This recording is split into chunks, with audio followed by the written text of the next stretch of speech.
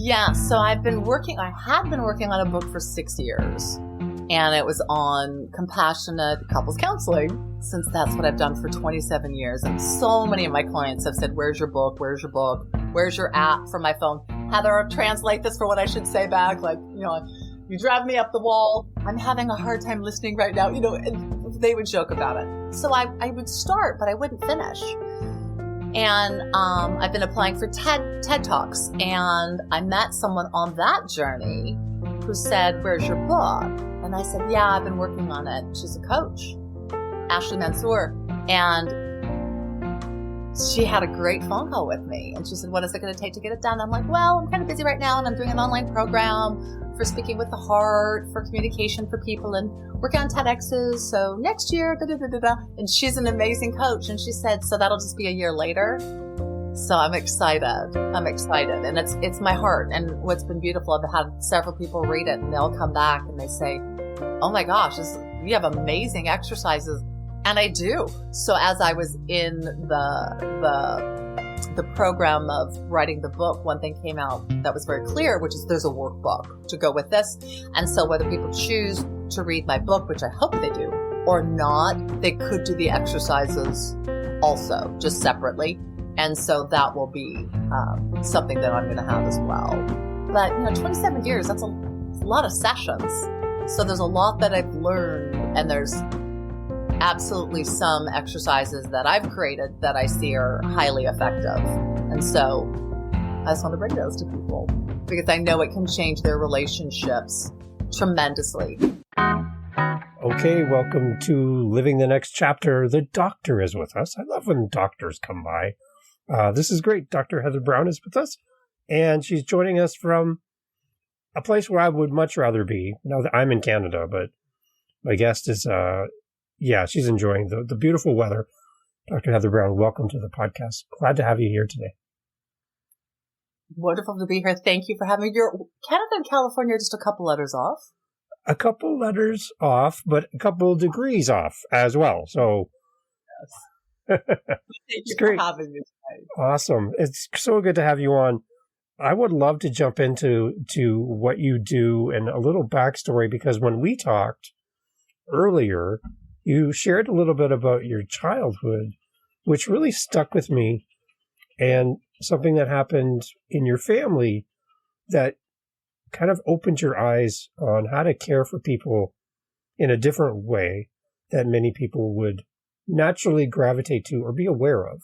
And without giving away the story, because I'd love for you to share it, what I came away from talking to you was a moment in time where you've kind of found your starting point for your journey on who you're going to help. And that story really resonated with me, just to let you know, and it really stuck with me. So I would love to share whatever you feel comfortable sharing about as far as this being your starting line.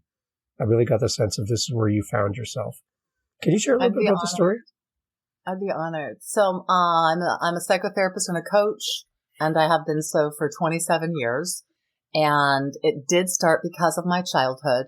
My mom was a paranoid schizophrenic, and I'm 59. So at that time, no one talked about anything with mental illness. So no one discussed it. It was called Ginny's Little Problem by my dad.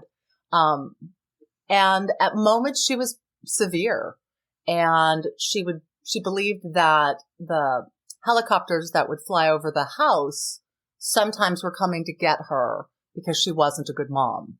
And my dad would always try to talk her out of it. Ginny, you're crazy. Ginny, it's not true. They're not coming to get you. And I watched this again and again as a little girl, but saw that it didn't do anything to help my mom. And so I wondered about that. And then there was one time when she was incredibly severe, and my dad was doing the thing he always did. And I thought, what does she need? Because she wasn't getting what she needed. And I wasn't 100% sure, but I knew I could give her one thing, which was to try to help her feel safer. So I grabbed a blanket and I threw it over her head, my blue blanket, and I just held her. And I said, they're not going to get you, Mommy. They're not going to get you, mommy. And I just held her and held her and held her and held her in my arms, and she was shaking and shaking and shaking and shaking. Helicopters flew off. I peeked under. She wasn't ready to come out. And when she finally did, she looked up at me and her eyes said, "You believe me." Now, no one had believed my mom in her psychoses, and I didn't either. But what I did realize is she needed me to not fight her psychosis.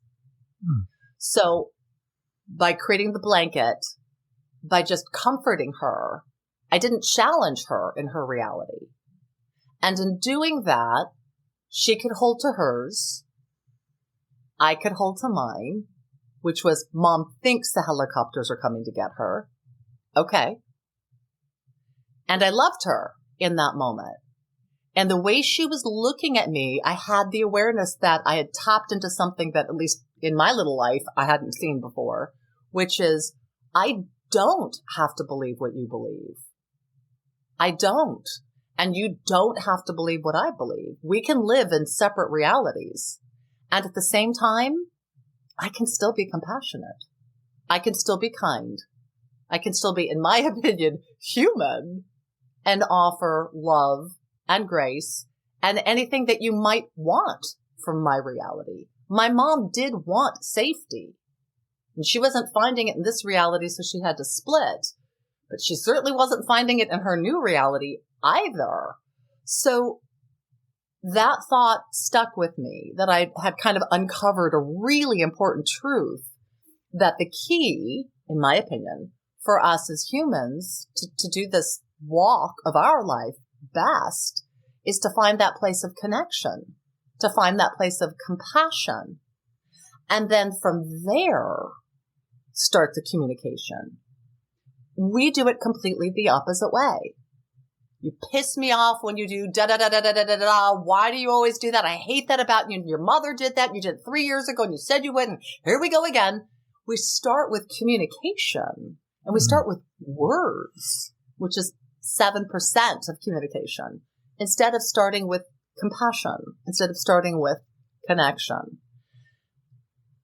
So in seeing that, and then walking through my high school years and then college and all of that, I kept seeing that my life was different than everybody else's.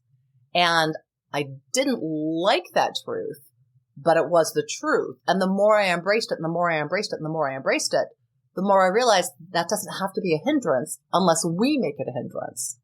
And we make it a hindrance. And I just decided I'm not going to. And so that opened the door for me to say, gosh, I could help a lot of people learn how to love themselves and others so much more inclusively. And I think that's a huge problem in our society. We have not been shown,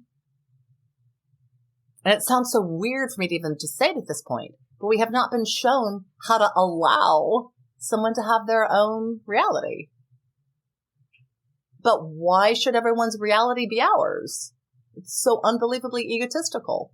It's also hugely problematic, because if everyone in this world had my reality, I think everyone would have a lot of fun and you'd enjoy yourselves, but how much we would miss. There's so much I don't know. There's so much I don't think. There's so much I don't believe that I want to know yours. And so that led to me exploring theater. That led to me exploring psych. I have an interesting idea how I actually truly came into therapy from psych, which is I was doing theater and I was very good at it. I was cast all the time and I had agents, but I'm 6'1", and at 22, being 6'1" is not a benefit unless you're drop dead gorgeous, which I'm attractive, but I wasn't drop dead gorgeous. So I was being passed all the time on roles, and God speaks to me, to whatever your viewers feel about that. Mm-hmm. And he said to me one day, instead of trying to be someone you're not, how about you help people be who they are to be? And I went, wow. I don't even know how to respond to that other than amen. And so that became the bigger jump into psych. you mentioned grabbing that blue blanket to cover your mom. Is there a symbolism today? Is there something that you use that's like a blue blanket when you work with people that you cover them with? Yes, but not metaphorically, but not physically. Yeah. I don't know how that would go if I covered somebody up with something in a therapy office. I think they might be scared what I would do. Yeah. But yes, with love. Yeah. And I'll share that story. Like what I'll say is, let's build a bridge right now. Because to me, that's what the blanket was. The blanket was a bridge from my reality to mom's. Yeah. The blanket smeared the two. It was my love coming from my heart trying to cover her so she could feel safety. And so when I work with clients, I'll say oftentimes, we need a bridge here. We need a bridge of compassion here. And my clients know what that means. And it means, come on, guys, you're like really in your own space and not open to the other. And then that creates a little bit of a shift because it's true. We're two people unconnected until we decide what is the connection we want to make. I just know I prefer a connection of compassion and respect and honesty and authenticity and options than control, dictatorship, blame, judgment. So I'm really mindful of the bridge that I make with people. And if they want to join me in one that I feel is beneficial to both of us, and they do, I'm all in. And if that's not what they want, then I'll stay for a little while. I'll see if we can tweak it a little bit. And if it ends up being something that just doesn't seem like it's serving any good, then I choose to take a little break, come back another day and see if we're in a different energetic place together. I love it. And it's also a great illustration of what we need more of in our day-to-day with everyone is that bridge. And I think. Right. I think that's what the world is so hungry for. I think that's what the world is so hungry for. And so it's a lot of what my work with my clients is about. It's a lot of what my writing is about. It's a lot of what my speaking is about. Because I think we're really missing the mark. And I think it's so unfortunate. There is so much room. There's room for everybody physically on this earth. There's room for us all. We're all here, all 8 billion of us. Why is there not room? Why do we not create room for all 8 billion people on this earth? We didn't have the decisive viewpoint of whether someone could be born or not. So I really don't understand how we believe we get to decide if somebody is of value or worthwhile or who we think they should be. I have a hard time understanding some mind frames. And I know a lot of it is just because I find it's very archaic, but I don't think people take the time to go back and really evaluate some of them, like where they came from. They all came from something, mostly fear, or a need to control, but that doesn't mean they're necessary now. Simply I remember when I was a kid and we went to a special needs school to sing. Our choral group went in 6th grade. And I remember some of the kids in my classroom making fun of the kids that we were singing to for the Christmas concert. And my heart did not like that at all. We had a dear family that had several special need children. And I was astounded at the beauty of the mom and dad loving on these sweet, sweet people who needed some extra help. We were here pretending we were wanting to bring them joy and happiness. And the kids were snarky. And I remember thinking, like, how are they making this that poor child's fault? How are they making that child's choice? Well, the child, maybe we choose the life we come into, but once we're here, that's the life we have. And that child in their polio didn't choose that. So to me, if you're going to look at someone and decide, what do I think of you? If you want to do it on the things that the person actually chose, the words they say, the actions that they take, okay. But off of who they intrinsically are, like a man, a woman, a race. It makes no sense to me. Mm-hmm. Makes no sense to me. Poor person who comes into the world and doesn't have a leg. Like, why are we shaming them or blaming them or thinking they're less than us instead of saying, oh my gosh, I have two. Do you need some help? Yeah. I don't understand the mind frame of so much of our world. It doesn't make sense. It's not conducive to living together. Mm-hmm. And yet that's what we have to do. Do you have any thought around the root of the snark or the comment or the laughter, the mocking? Like, is it an insecurity maybe for people who don't know how to help or how to identify with somebody? I think it's a lot that. I think it's also misdirected ego, needing to feel better than, which comes from insecurity. Wow. I have to prove that I'm better than you, so I'll put you down. The bully syndrome. But absolutely, a lot of people can be. My daughter, when she was really young, my kids are young adults, and we went to this place called Gymboree, and they'd put on those like press-on tattoos. And we were in my blessed daughter, she's 5 at this time. We were in an elevator and there was a guy covered from head to toe with tattoos. And she pulled up her little tattoo and she said, do you go to Gymboree too? And the guy just started laughing and he said, no, but something kind of like that. And then he pulled out a cigarette and she looked at him. And this is a place where I also saw some of my wording was not the best as a mom. And she said, why would you want to die? And I thought, oh man, like we're in a closed elevator. This guy's tatted up. Yeah. What's going to happen?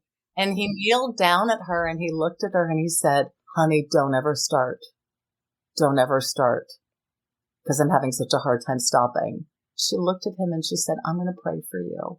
Wow. And he said, thank you. So there's a difference. And Sienna handled it beautifully. There's a way you can look at our differences without trying to hurt. When she said what she said, she wasn't trying to hurt him. She was genuinely concerned. And fortunately, he received it that way and was really compassionate back.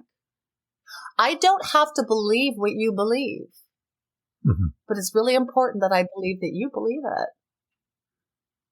And then who am I to judge that?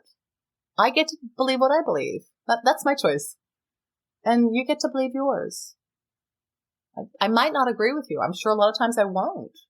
But that doesn't mean, what I tell clients is, for a couple, I say to, let's say the woman, you are 100% right for you.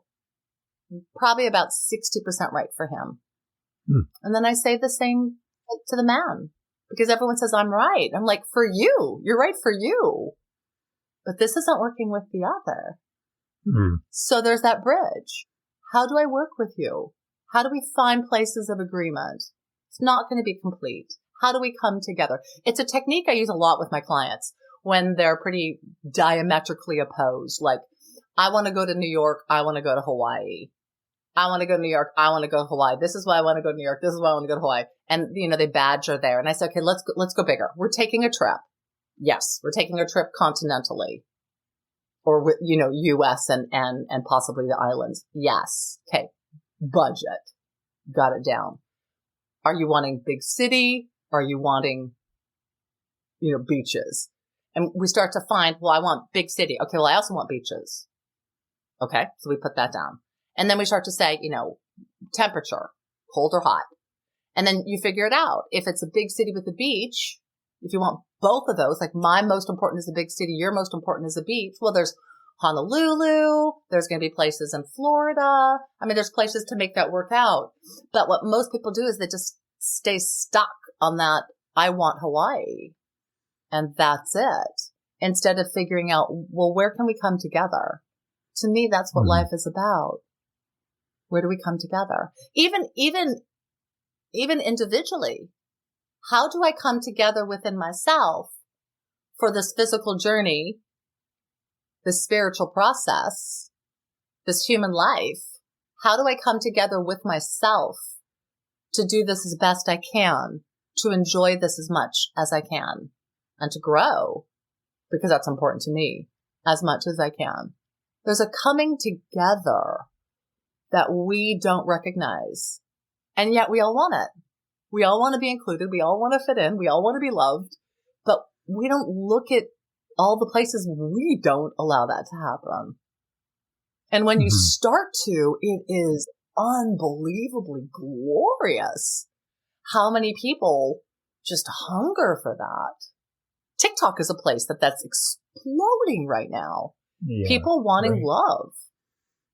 And they'll do a video, and I have this happen to me all the time. I'll do a video about something and someone will post, well, my husband walked out on me and I'm left with 3 kids. And then I'll do a post back and I'll say, people, will you please pray for this woman? She's going through a really hard time and she needs our love. And there'll be like 25 comments.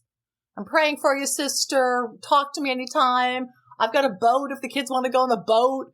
It's creating a community, and it's this little odd space, but it's doing it very differently than other social platforms.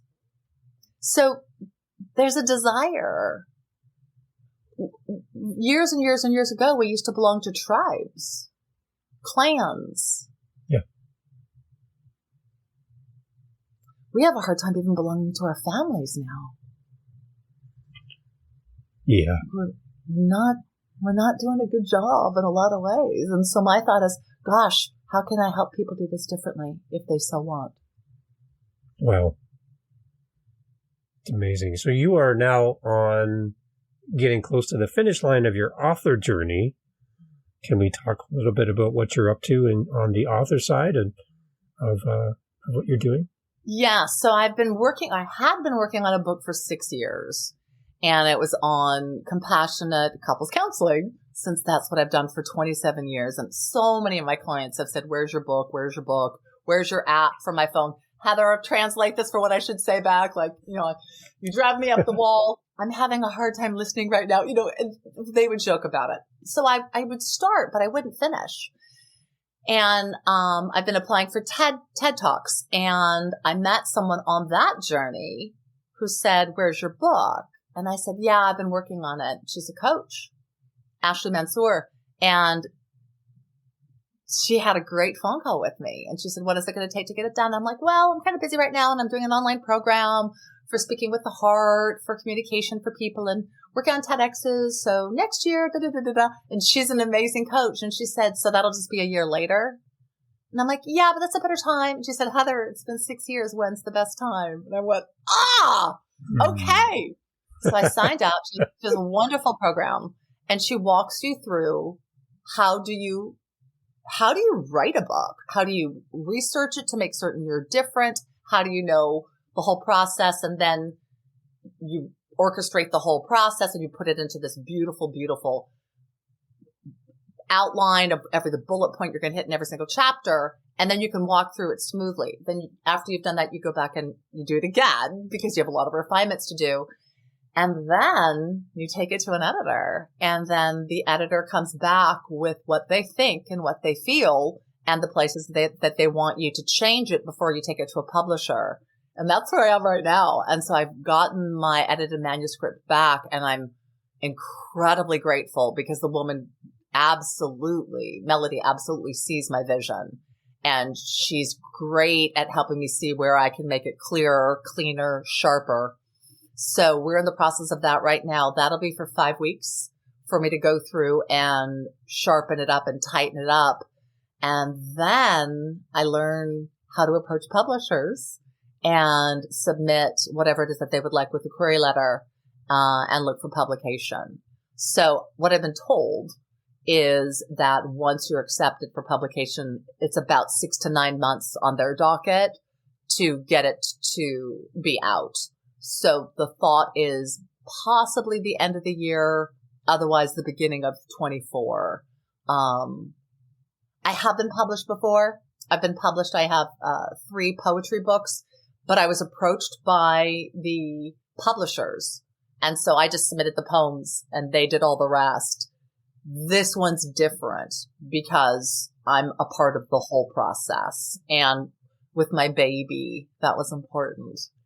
So I'm excited. And it's my heart. And what's been beautiful, I've had several people read it and they'll come back and they say, oh my gosh, you have amazing exercises.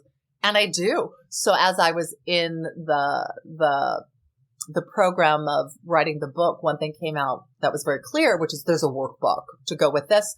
And so whether people choose to read my book, which I hope they do, or not, they could do the exercises also, just separately. And so that will be something that I'm going to have as well. But, 27 years, that's a lot of sessions. So there's a lot that I've learned, and there's absolutely some exercises that I've created that I see are highly effective. And so I just want to bring those to people because I know it can change their relationships tremendously. If you know the art of what communication really is, if you know how to approach a conversation and another person, if you allow both of you to set it up for the best outcome and learn how to pace, then it's very different. What I tell people is, why are you having this conversation? What is the outcome you want to have? Is it going to benefit the other person? Is it truthful or are you not sure? Because it's important for that to be clear. Are you open to the other person's viewpoint? And is this the best time? And if you can't answer yes, it's not the right time to have a conversation. And we don't do that. We just jump on in with no regard. There's also something I didn't realize until year 27 of therapy. It took me a really long time to get it. When we bring something to somebody else, we've probably been thinking about it for a long time. And we've gotten upset, we've gotten frustrated, we've gotten curious, we've gotten excited, whatever it might be. So when I finally bring it to you, I've actually had a history with this topic. And we don't think about that when we bring it to the other. So if I've never told you that I want to go to Fiji, and I have done a lot of research and I'm super excited and I really want to go and I found a plane ticket, and I come to you and I say, I want to go to Fiji and I can go on June 1st and it's only $1,500 and it's normally, people are blown away. They're like, whoa, where's this coming from? I had a client who decided she wanted to take her children out of their school and move them into a different school. And she hadn't shared that she was thinking about this with her husband until she said, we need to take the kids out of school. And he said, absolutely not. And they had this huge argument because she didn't realize she hadn't helped him get to where she was. So if you have an important conversation, you want to give the other person a little bit of time to catch up to speed. It would change it a lot. It's a completely different approach. And I like the fact that you're not blindsided, and I think that's where maybe some of the reaction comes, maybe some of the pushback, when someone's blindsided by somebody's plan that they formulated and come up with the 1, 2, 3s and the ABCs. They figured it all out. But again, to your point, the person receiving the message hasn't had the chance to do that. So you need that runway. You need that time. Yeah, well, and if you want a good conversation, which we all do, why are you not setting it up well? Give the analogy to my clients. If you would have a conversation the way you follow a recipe, it would be really different. If I go into my kitchen and I cook the way most of us talk, I just open the refrigerator and start throwing stuff in, ham, celery, ketchup, honey, peanut butter. And then I say, be a meatloaf. It's not going to work. If I want a meatloaf, I need to make certain, what is a meatloaf and what creates a meatloaf? And do I have the ingredients for a meatloaf? Or do I have time to cook the meatloaf?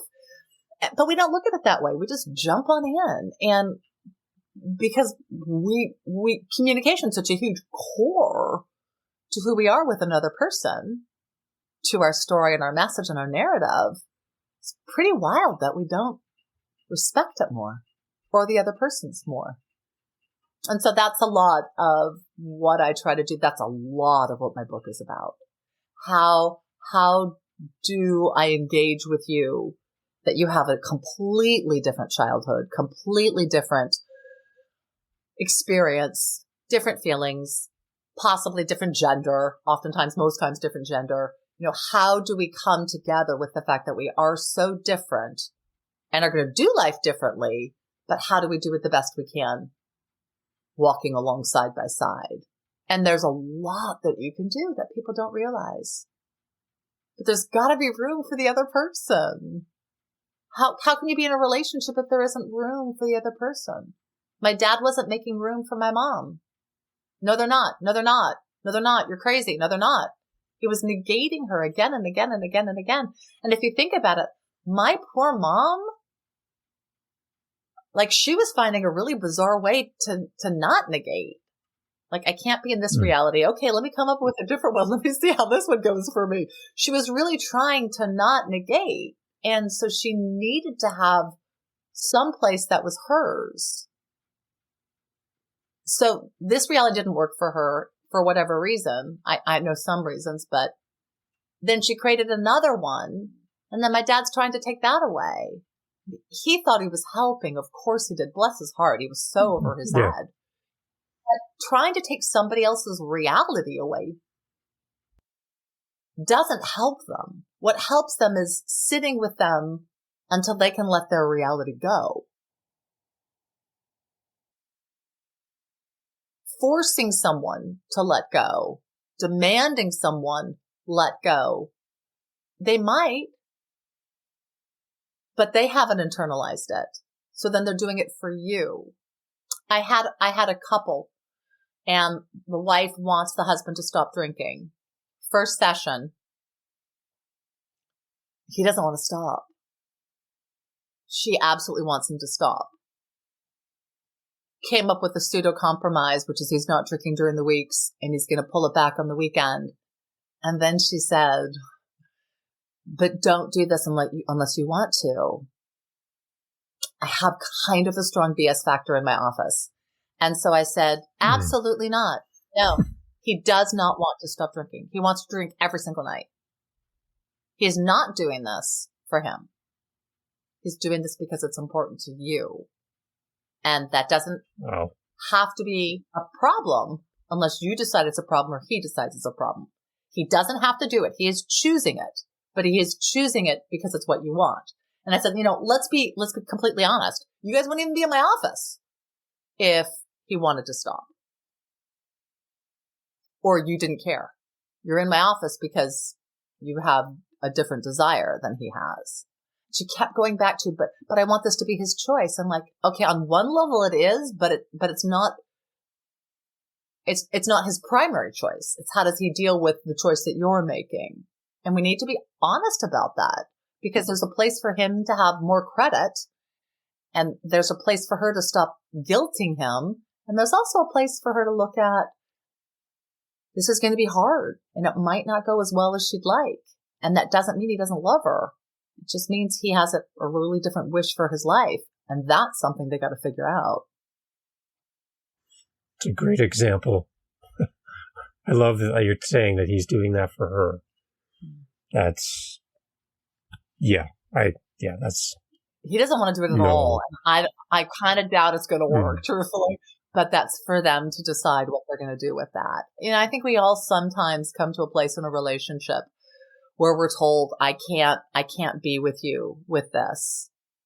And sometimes that means I can't be in the relationship at all. Sometimes it means I can't go with you there. I have an interesting, phrase with my daughter. We're very, very close. And sometimes she needs to explore something or do something. And she would like me to go along with her, but it is not right for me. For whatever reason, it doesn't fit who I am as a person. It isn't something that I feel is healthy for me. It doesn't feel like emotionally it's the right thing for me or what have you. And so what I'll say is, I'll be in the boat. I'll be in the boat. And then she'll go swim off and to whatever water she needs to swim off into. And then she comes back and she's done it with me too. And I think that's a beautiful way of looking at relationship. Now, the drinking is one that would be hard because I don't want you drinking and you're drinking. There's not much time being in the boat together. And so that's something that sometimes it really means like we can't really be in a boat. We can swim side by side from time to time, but we can't do a union because it doesn't work. But there's a place of not needing the other person to not be who they need to be. And it's a hard place in relationships because sometimes who we truly need to be, the other person can't tolerate, won't accept, doesn't want. And I know there's a lot of feelings of, if you really loved me, then you would. And what I very firmly but kindly say to the partner, and your partner's going to say back, if you really loved me, you wouldn't ask. And I think we forget that everything is both. Everything is a yes and a no. Will you do this for me means no, I won't do what I want to do. And if we would recognize that, there's so much more love even in that than we allow ourselves to see. There's so much love and, I don't want to do this, but you need me to. Yes, I'll do it for you. That's a really important place to recognize, I love you so much. I also need you to see that this isn't really what I desire, but I see for you it's more important that I come through, so I will. And for that person, not to feel guilty about that, but to feel loved by that. It's a beautiful sacrifice in a relationship. And we really don't speak into how much we do love each other and how much we do care. I'm a widow. And so I raised my kids from the end of middle school beyond on my own. And there was a time when my son was just being, typical high school boy. And that's rude to say. Please forgive me. Every man in the world, forgive me for saying that. That's so wrong. I'm so glad I caught myself on that. There was a time when my son was just a little focused on himself. Like we all are, women too. Forgive me, listeners. There. Thank you for helping me grow, listeners. And my daughter sat us down and she said, Mac, you don't realize how much mom sacrifices for us. And I just sat there and she started crying. I thought, this is going to go weird. And it showed me how much she was aware. And it also showed me that we had a little cleaning up to do. Because I didn't want my kids to feel guilty about what I had done or my life. I did want them to appreciate it. And so we had some good conversations about, like, as a mom, I want to do these things for you. So please let that be part of my role and part of why I had you. And there weren't conditions on, like, only if your father is alive. So, but there's a place where there's a lot for us to learn there. How do you care for another? How do you recognize what they're giving? How do you recognize what they're doing? How do you recognize their experience? And so, once again, that's a lot of what my book is about. How do I walk with you? Where do I walk with you? Where do you need a blanket? Where do you need a bridge? And I'm very gentle with the places where we need blankets from our childhood. Most of us needed blankets in our childhood. That's probably why children have blankies. Because we have an internal awareness that we need comfort. I've never thought about that before. But there's got to be a place for a child internally to know I need to be comforted. I'm going to suck my thumb. I'm going to hold on to a teddy bear. I need a blankie. So it's a beautiful place of self-soothing, but it also says something. The world doesn't quite feel safe. Or take it to the other side. I can comfort myself. I can soothe myself. I can support myself, which is such beautiful truth. And babies learn how to do that. And then as adults, we don't do it. Or we do it with alcohol and drugs or sex, gambling, shopping. Might be better just to have a blue blankie. I love how you've unpacked this. This is so amazing. And I love how we've tied it right back to the beginning. That's a great spot to end off, Dr. Heather. I want to honor your time today as well. The book will be coming in the future. We'll make sure that the links are active for the future as well. But can you share with us how we connect with you? I'm sure there's going to be people that want to reach out to you and speak with you? What's the best way for us to connect with you? Oh, I'd love it. And whether it's about writing a book and that process, if you want to know anything about Ashley, I'd be honored to connect you with her. She's very gracious to see if someone is in the right place for that. And then coaching or psychotherapy, or just because you have a question. My website is www.drheatherbrowne.com. So Dr. Heather Browne, with an E. And on there, you'll find everything. You'll find on my social media. You'll find my blog. You'll find my newsletter. But I'd be honored if any of you who are listeners had any questions you wanted to ask or things you wanted to share. Please reach out. I always love hearing from people and hearing other people's stories. They inspire me, and I learn more from it. And I'm very honored to be asked to step into that place with somebody else. Being asked to step into that, to be that little bit of bridge and that little bit of comfort. I love that. So I'd be honored. It feels like a nice little blue blanket has been wrapped around our episode together, and a safe place to talk. Oh, I'm so glad. A safe place to talk and share. I really appreciate the depth of your knowledge and your heart around who you serve, and it shows. So thank you for being part of this today. I am absolutely honored, and I'm very, very grateful for what I get to do in this life. So thank you for letting me share that with your beautiful listeners. I appreciate you. Awesome. Thank you so much. Thank you.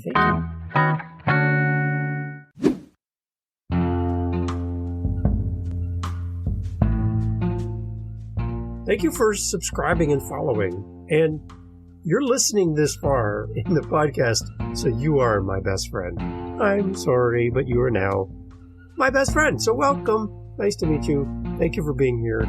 LivingTheNextChapter.com has a link on the website to our Facebook group. Are you on Facebook? Probably. You can go there and you can actually interact with our guests. You can talk to them. You can hear more about their journey, about their books. You can speak to them directly. You don't need me. You can come right over to livingthenextchapter.com, click on our Facebook link to our community. You can talk to other listeners of the podcast from around the world who are on Facebook. And, again, speak with our guests. Don't you want to speak to the guests you just heard from? Yeah, you can do that on Living the Next Chapter. Go over there. There's links to our Facebook group, and you're welcome to join. Thanks for listening.